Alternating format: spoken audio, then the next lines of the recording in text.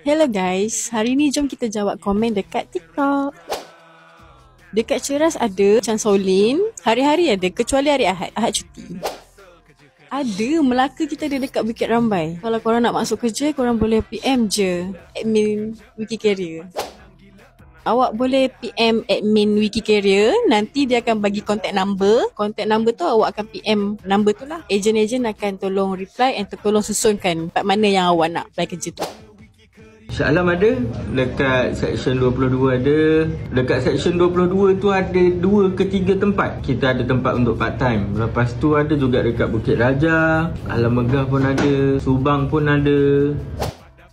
Okey, kita faham biasanya kita akan ada problem candidate receive gaji lambat. Okey, untuk gaji pula kita kena matchkan attendant, which is dekat warehouse tu dia ada attendant dia sendiri. Maka kalau scan in dan out dia lengkap dan tim payroll akan bayar gaji tu.